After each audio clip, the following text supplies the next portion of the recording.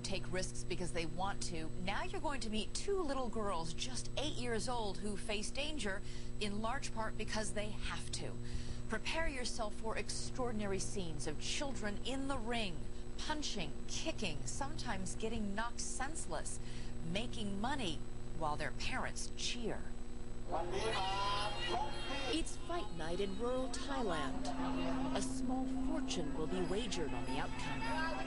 The purse is huge. The winner will make more money in a day than a farmer or a factory worker could earn in a month. And these beautiful 8-year-old girls, they are the show.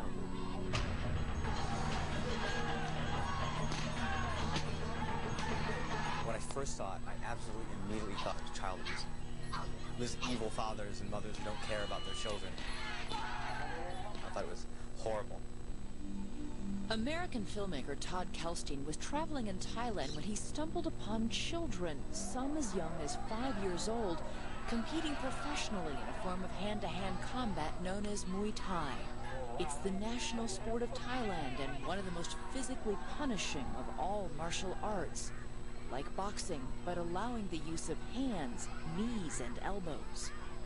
No teeth guard, no headgear, nothing at all to protect them? Did you ever see a child get hurt? I've seen some really bad kicks. I've seen some of the boys go down and not get back up without help. As a mother of a 4-year-old, I found it really difficult to watch some of your footage. Sure. Are you convinced that they can't be permanently hurt, or? No, not at all. I think there's definitely a possibility of internal damage, absolutely. So why would parents that Todd describes as loving and supportive subject their children to this kind of risk? They do it for the money.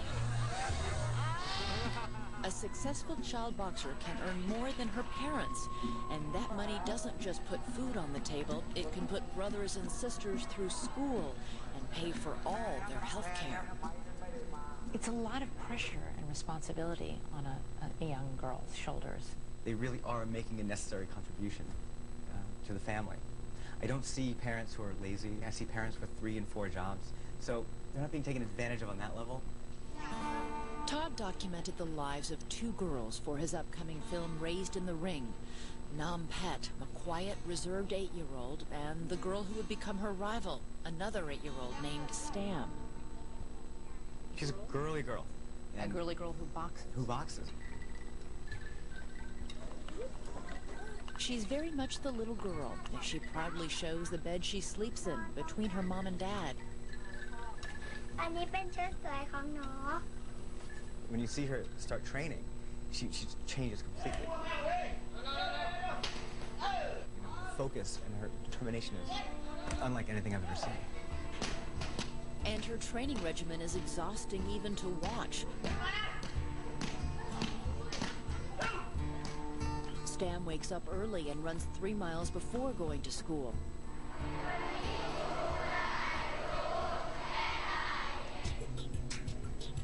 After school, it's another 3-mile run to her gym. Once there, her workout includes push-ups, pull-ups, the heavy bag, and lots of sparring.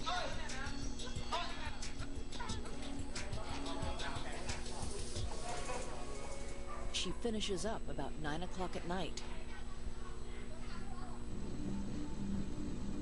Nam Pet is from a nearby industrial city, but lives at her gym because her parents cannot afford to support her. Nam Pet talks about how much she wants to go home. I mean, we see in Nam Pet a real homesickness. Absolutely. She's an 8-year-old girl. She wants to see her mom. In many parts of the world, the kinds of sacrifices Nam Pet and Stam make to help support their families are made every day. The unusual thing in the world is children who don't have to do serious work. This idea that childhood is a time of play and of education is something that 200 years ago almost nobody in the world had. Including the United States. Federal child labor laws were passed in this country less than 100 years ago. There was a point in the U.S. where the country was so poor that for the parents this was the only possible choice. And it is those same tough choices that brought Nam Pet and Stam together in the ring. When Todd first met them, it looked like Nam Pet was the girl who would fight her way out of poverty. She beat Stam the first time they fought. Their rematch had all the trappings of a championship fight, even though these little girls would only be in 2nd grade in the United States. The betting was furious.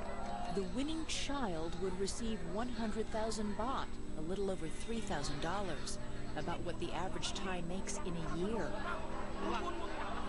On this day, the two girls' fortunes were reversed. Stam won the fight and went on to become a national champion in her weight class. Her winnings have really changed things for the whole family. She's been putting that towards the house. Yeah, she's been putting that towards the house for her family. Why does that get to you? I don't know. Because I watch her do it. I've seen the pride that she has, you know. Things have not gone as well for Nam Pet.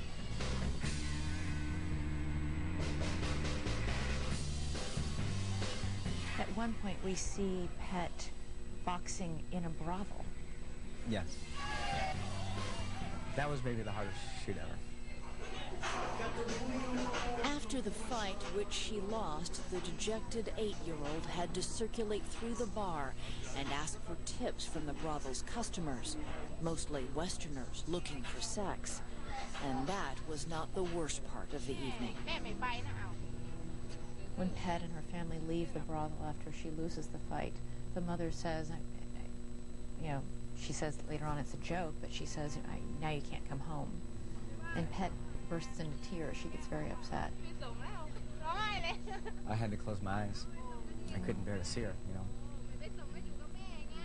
Yeah, I don't know how to explain that. I mean, that's what happened.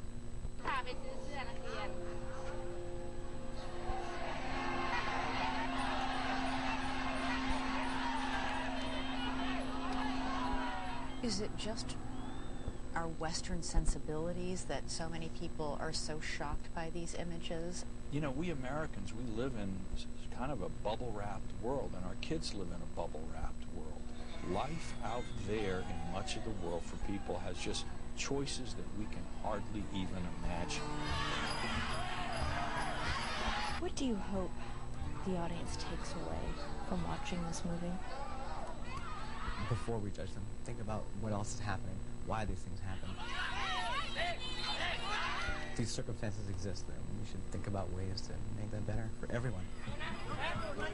Not just Thailand, but everyone. Still to come, do you know the capital of all 50 states?